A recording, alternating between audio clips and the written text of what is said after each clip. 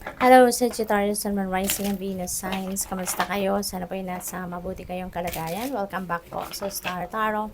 Kung bago kayo rito, welcome din kayo. Thank you for your support. I truly appreciate it. God bless you all. Sagittarius, pauna mensahe ninyo ay Chariot energy. Yan. So, napakaganda, no? Na meron tayong Chariot.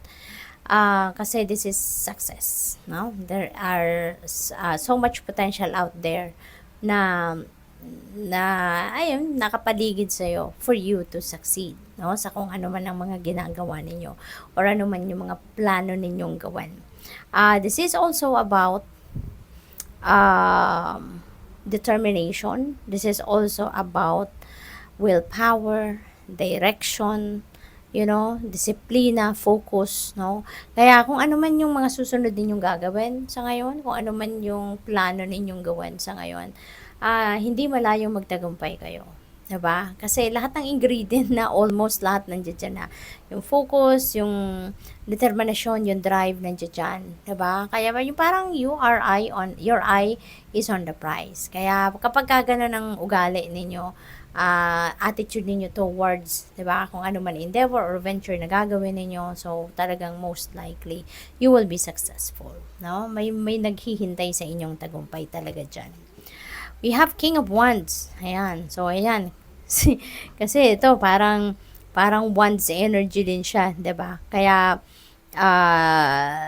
talagang you are really going to reach for the stars. Kumbaga, gagawin mong lahat, no?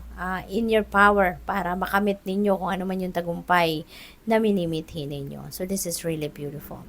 Ang iba sa inyo, maaring yung tagumpay ninyo sa ngayon is the promotion. Kasi pwedeng ma-promote kayo into a leadership role ngayon. So, pwedeng ganon ang mangyari sa inyo, no? Because you are a natural born leader. Meron kayong leadership quality. You have that leadership potential na posibleng talagang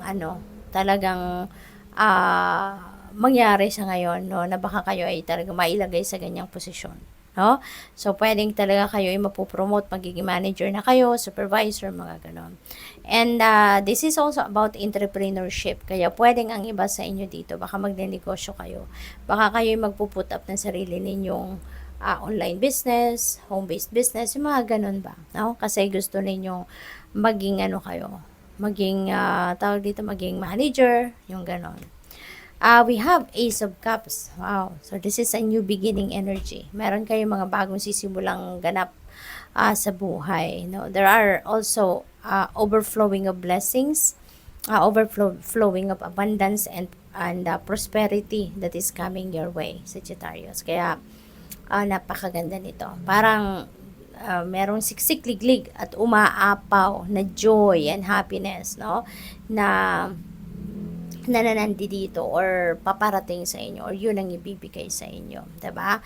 So you're going to be feeling joyful and happy, fulfilled, 'di ba?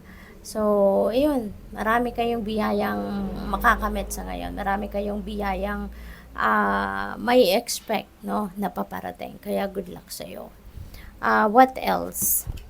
We have Five of Swords in reverse. Ayan. So this is good, no? Na naka-reverse energy na siya. Kasi naka-reverse position na siya. Kasi ibig sabihin nito na kung meron kayong mga away, meron kayong hindi pagkakaintindihan with someone or with other people in the past, ngayon, maaring magkaayos na kayo. Ngayon, maaring pumasok na kayo sa compromise para na magkaayos, magkabati, 'di ba? And you will be moving on. No? So, hindi lang makakabuti sa inyong pakiramdam dahil syempre, gagaan ang inyong pakiramdam, 'di ba? Parang mabubunutan na kayo ng tinik. Hindi lang sa ganon, na ikakaganda rin ang inyong pakiramdam, kundi, 'di ba? Magandang wala ng kaaway, magandang wala nang kasamaan ng loob, 'di ba? Kaya it's going to be beautiful feeling, no, sa inyo para sa ngayon. What else? We have 8 of Wands. Ayan. So, may travel energy kayo. Maaaring kayo ay magta-travel. Pwedeng overseas, pwedeng local, pwedeng by air. No? Yung travel na ito. So, good luck sa'yo, Sagittarius. Okay? Wonderful news coming your way as well. wonderful opportunities coming your way. Kaya parang maaring parte na ito, no, ng blessing na paparating sa inyo. Good luck sa'yo. We have the moon. Ayan. So, ang daming mangyayari, 'di ba? Ang daming galawan, movement dito, changes kasi meron tayong new beginning. So definitely may mga pagbabagong magaganap sa buhay ninyo. So sa lahat ng itong movement na to, no, you are divinely guided. So rest assured that you are divinely guided. Rest assured that the divine is providing you help by sending you intuitive messages and intuitive nudges, 'di ba? Na matulungan ka, na magabayan ka para nang sa gayon kung ano yung path talaga na nagbubukas para sa iyo, talagang mapupunta kayo doon, no? So, good luck sa iyo. We have Three of Swords pero in reverse, kaya napakaganda rin, 'di ba? Pareha sila in reverse at maaari na yung lungkot dito, yung sadness dito na naramdaman ninyo, maybe cost ito ng away ninyo dito with this person, no?